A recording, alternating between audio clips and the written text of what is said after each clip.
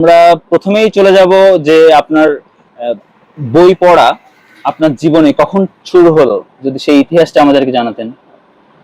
আগে মোটামুটি পড়েছি, কিন্তু এই কয়েক বছর হলো যখন বাংলা নিয়ে আমি ভর্তি হয়েছি অনার্সে, তখন থেকে বেশি সাহিত্যের প্রতি আগ্রহ। এই ক্ষেত্রে আমি ক্লাসিক বইয়ের পাশাপাশি মানে আমার যে একাডেমিক বই, সেখানে আমি নজরুলের বই পড়েছি, রবীন্দ্রনাথ পড়েছি, শরৎচন্দ্রর বই পাইছি, তারপরে হচ্ছে আপনার মানিক বন্দ্যোপাধ্যায়, এরকম আরো লেখক, বিজন ভট্টাচার্যর নবান্ন পড়েছি, মুনির চৌধুরীর চিঠি নাটক পড়া হয়েছে। এর পাশাপাশি যেহেতু এগুলো আমার একাডেমিক, তার পাশেও আমার আরো পড়ার ইচ্ছা আছে। আচ্ছা, আমি হচ্ছে যেখানেই যাই, যদি দেখি যে বই আছে সেখানে, তো আমি সেই বইগুলো একটু ধরে দেখার চেষ্টা করি, বা বারবার উল্টা পাল্টা করি পৃষ্ঠাগুলো যে কি আছে এর ভিতরে, সেখান থেকে এনে সংগ্রহ করে পড়ি।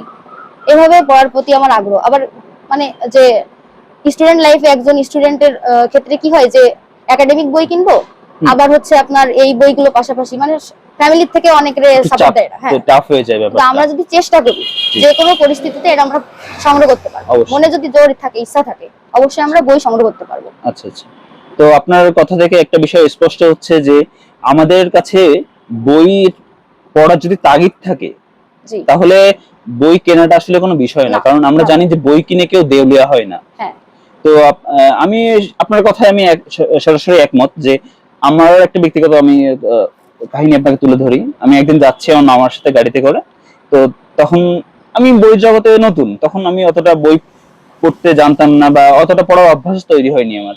তো মামার গাড়িতে বইটা জাস্ট নিয়ে আমি বললাম, মামা এই বইটা কেমন? তো আগ্রহ পোষণ করার সঙ্গে সঙ্গে দেখলাম যে মামা আমাকে বইটা দিয়ে দিলেন, যে ভাবি না তুই বইটা নিয়ে পড়। তো দেখছি যারা মূলত পাঠক আর যারা সমালোচক, সাহিত্য সমালোচক, যারা আসলে বোঝে যে বই পড়া আমাদের জন্য কতটা জরুরি, তো তারা আপনার হেল্প করবে, যে কোনো পরিস্থিতিতে। এবং আপনার মনে যদি ইচ্ছা থাকে, আপনার ইচ্ছাটা জানাইতে হবে। অবশ্যই সর্বপ্রথম আমাদের মনে বই পড়ার জন্য ব্যাকুলতা তৈরি হতে হবে। তো আপনি জীবনে দেখলাম যে অনেক বই পড়েছেন এবং পড়ার ভিতরে আছেন। তো হ্যাঁ, একাডেমিকের পাশাপাশি চেষ্টা করি প্রতিদিনই কিছু না কিছু, অন্তত 10 পৃষ্ঠা 5 পৃষ্ঠা পড়ার চেষ্টা করি। আচ্ছা, সেক্ষেত্রে আপনার পছন্দের রাইটার নাম এবং তার কি আপনি পড়েছেন কোন উপন্যাস? সব লেখকই ভালো, বই তো সবই ভালো অবশ্যই, কিন্তু তার ভিতরে কিছু কিছু লেখকের বই, কিছু কিছু বই ভালো লাগে। সব সব একজন লেখকের সব বই ভালো লাগে না। না না, তো তার ভিতরে আমার হচ্ছে আপনার রিসেন্টলি আমি রবীন্দ্রনাথ ঠাকুরের শেষের কবিতাটা পড়ছি। আচ্ছা, ভালো লেগেছে। এখানে রবীন্দ্রনাথ নিজের সমালোচনা নিজেই করেছে, সে এটা বুঝতে পেরেছি। আরো আরো ঘটনা আছে ওর ভিতরে। আর এমনিতে পাঠক হিসেবে আমার শরৎচন্দ্রের লেখাগুলো ভালো লাগে। তার লেখা পরিণীতা আমার সবথেকে বেশি পছন্দের উপন্যাস, যেহেতু আমি উপন্যাস কেন্দ্রিক পড়াশোনা বেশি করি, এবং গল্প উপন্যাস এইগুলো। ও আচ্ছা আচ্ছা, তো তারপরে আমার মানে ডে বাই ডে আরো নতুন কিছু পড়ার ইচ্ছা আছে। পড়ার ইচ্ছা আছে। তো আপনি যে দেখছেন যে বই পড়ার আগে আপনার যে বাস্তবিক জীবন, আর বই পড়া শুরু করার পরে মানে ফিকশন পড়ার পর থেকে আপনি মানে কি ধরনের অনুভূতি পাচ্ছেন, যে আপনি মনে করেন যে একজন মানুষের বই পড়া কতটা জরুরি তার জীবনের জন্য, তার মনের বিকাশের জন্য? আমরা দিনে অনেক সময় লস করে ফেলি, বিশেষ করে বর্তমান প্রজন্মের কাছে ফোন থাকার কারণে তারা এই বই পড়ার দিকে আসে না। কিন্তু আমি যখন বই পড়ার প্রতি আগ্রহটা যেহেতু আগের থেকেই ছিল, এখনো আছে, এখন আরো বেশি, দিন দিন যাচ্ছে আরো বাড়ছে। আর যখন একটা মানুষ বই পড়ে, তার ওই আশেপাশের দিক খেয়াল থাকে না, একার মনে তার পড়লি মানে তার একটা একার জগৎ তৈরি হয়। আচ্ছা আচ্ছা, নিজের আবার কিছু বলার লেখারও একটা ক্যাপাসিটি তার তৈরি হয়। আচ্ছা, এটা আমার ভিতরেও হয়, মাঝে মাঝে দু এক লাইন লিখি এভাবেই। ও, আপনার লেখালেখির অভিজ্ঞতাও আছে? কবিতা বা গদ্য কি ধরনের লেখা লেখেন যদি আমাদেরকে জানাতেন? এখনো প্রকাশ বা ওইভাবে কারোর সঙ্গে করিনি, কিন্তু ছোট ছোট কবিতা দুই লাইন, ধরেন এই যে আবহাওয়া, এরকম আবহাওয়ার উপরে দু এক লাইন যদি লিখি, এরকম ভালো লাগে। মূলত কবিতা লেখার বিষয়ে আপনার ছোটবেলা থেকে কবিতার প্রতি আমার বেশি ঝোঁক ছিল, সেখান থেকে সাহিত্যের প্রতি, তারপরে আস্তে আস্তে এই বিভিন্ন বইয়ের প্রতি নেশাটা। কবিতা আমিও ক্লাস 8-9 থাকতে আমিও কবিতার লেখার প্রতি আমারও ঝোঁক ছিল। ছোট ছোট ছোট গল্প লিখেছি দুই একটা, দেখা যাচ্ছে খুব অল্প পেজের। মানে মূলত আমার মনে হয়েছে যে সমগ্র বই পড়া শেষে যখন আবার অনেক পড়া হয়ে যাবে, তারপরে আমি অনেক ভাষা সম্পর্কে জানতে পারবো, বুঝতে পারবো, তখন আমি লেখালেখিটা ভালোভাবে স্টার্ট করব। অবশ্যই আমরা জানি যে একটা বিষয় অ্যাড করি, সাহিত্যিক আর দার্শনিক। হ্যাঁ, তো দার্শনিকরা মূলত কাজ করে যৌক্তিক বিষয়ে, মানে ওরা জাস্ট সত্যকে খুঁজে বের করে আনে। হ্যাঁ, আর যারা সাহিত্যিক তারা সত্যের সুন্দরের পিছনে ছোটে, অর্থাৎ একটা সত্য আছে, সত্যের যে বিউটি অফ ট্রুথ, তার পেছনে খোঁজে। তো দার্শনিকদের মতামতে গেলে আমরা দেখতে পাবো যে জীবনের সত্য উপলব্ধি করতে পারছি, কিন্তু সাহিত্যিকদের ফলে আমাদের নতুন একটা জগৎ তৈরি হয় সাহিত্যের ভিতরে যখন আমরা ঢুকি। ধরেন আপনি একটা সিনেমা দেখছেন বা আপনি যখন একটা বই পড়ছেন, তখন আপনার এই জগৎ থেকে ওই জগতে চলে যায়, একটা সিম্বলিক ডেথ তৈরি হয়, ঠিক আছে? তো আপনি যেহেতু বললেন যে সাহিত্য চর্চা করলে আমাদের মনের ভিতরে একটা আলাদা কল্পনা শক্তি বিরাজ করে এবং যার ফলে আমরা নতুন একটা জগৎ তৈরি করতে পারি, মনের জগৎ। তা একজন গড়পড়তা মানুষের সাথে যে কখনো বই পড়েনি আর যার একটা সাহিত্যিক জগৎ আছে, মনের একটা জগৎ আছে, এটা মানসিক বিকাশে কেমন ভূমিকা রাখে বলতে ধারণা? অবশ্যই বই পড়ার মাধ্যমে উন্নতি করা সম্ভব। একটা জাতির উন্নতির জন্য যেমন বই পড়া দরকার, একটা ব্যক্তির উন্নতি, নিজের উন্নয়নের জন্য, আমরা তো সবাই মানুষ, কিন্তু ব্যক্তির উন্নয়ন, মনুষ্যত্ববোধের জন্য অবশ্যই তার বই পড়া উচিত। আত্মিক উন্নয়নের কথা আপনি বলছেন। আত্মিক উন্নয়নের জন্য। আচ্ছা আচ্ছা। তো আমরা তো এখন দেখতে পাই যে বাজারে অনেক ইবুক চলে আসছে, মানে বাজারে বলতে বাজারে যে বইগুলো আছে তার ইবুক সংস্করণ আমরা ফোনে পাচ্ছি। তো পাঠ্য বই হাতে নিয়ে পড়া আর ফোনে ইবুক পড়া, এর কারণে আমাদের বইয়ের কেনা বেচা বা বই মেলাতে যে বই আগে বিক্রি হতো যে পরিমাণ, এরপরে কি কোনো বিরূপ প্রভাব পড়ছে বলে আপনার ধারণা? হ্যাঁ, অবশ্যই।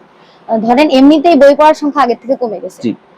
যেমন হচ্ছে একটু যদি বলি, আগেরকার লেখকদের বই যেখানে পড়েছি, যে শেষের কবিতা, তারপরে হচ্ছে এইটে তৈলচিত্র নামে একটা গল্প আছে, মানিক বন্দ্যোপাধ্যায়ের লেখা, মেবি ওইখানে হচ্ছে দেখা যাচ্ছে যে প্রত্যেকটা বাড়িতে আগে লাইব্রেরি থাকতো। তখনকার দিনে মানুষের সময় কাটতো ওই লাইব্রেরিতে। ছোট থেকে বাচ্চারা ওই বই পড়ার প্রতি আকর্ষণে বেড়ে উঠতো। এখন আমাদের ওইটা নেই।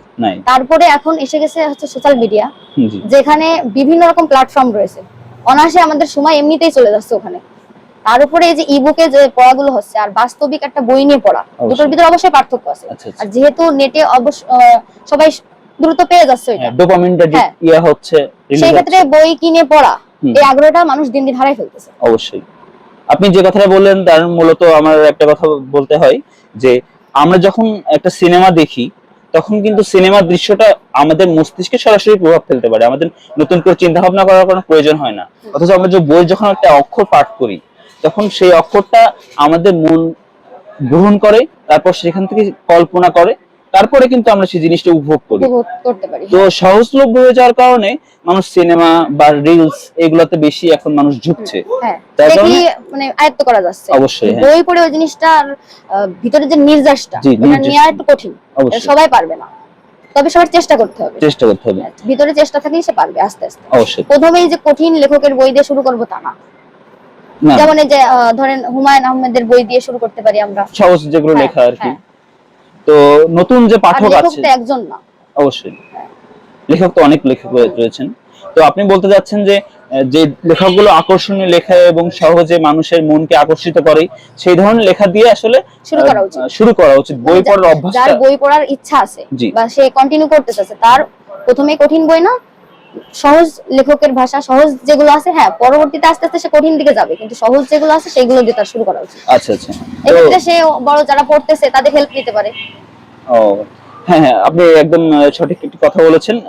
আর আপনি কথা আমি অ্যাড করি, আপনি যেহেতু বলেছিলেন যে আগের রাইটাররা যে প্লট যেভাবে তৈরি করতো আর বর্তমানে যেসব মানে গল্পর যে প্লট, সেখানে একটা অনেক বড় আপনি ব্যবধান দৃশ্যমান হয়, সেটা যদি আমাদেরকে জানাতেন। যেমন ধরেন এই সম্প্রতি আমি ক্লাস 10 এ প্রবাস বন্ধু নামে একটা গল্প আছে, সৈয়দ মুস্তফা আলীর লেখা। এই গল্পটাতে দেখা যাচ্ছে যে কাবুল শহরে গিয়েছে, কাবুল শহরের বর্ণনা উনি তুলে ধরেছেন।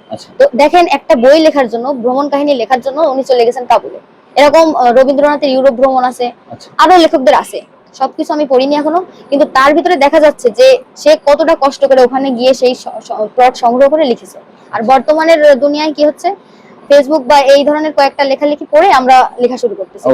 এই দুটোর ভিতরে বিশাল ব্যবধান আছে আমি মনে করি। অবশ্যই, মানে বর্তমানে লেখাটা অনেক সহজ হয়ে যাচ্ছে। হ্যাঁ হ্যাঁ, একই রকম হয়ে যাচ্ছে, মানে মৌলিকতা হারাচ্ছে লেখা, আপনি বলতে যাচ্ছেন। জি অবশ্যই, আসলে এটা ব্যাপারটা খুবই সত্য এবং যন্ত্রণাকর সত্য আর কি।